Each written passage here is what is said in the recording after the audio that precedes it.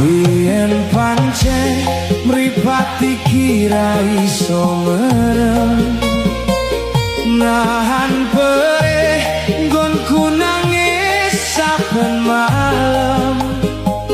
Nanging saiki atiku wis dadi lerem.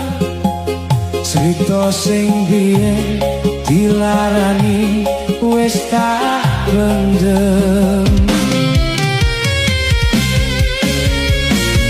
Matur suwun kowe wis milih wong liya, malah gawe aku ngerti arti lega. Saka urip rekoso saiki aku mulya, malah nemu tresno sing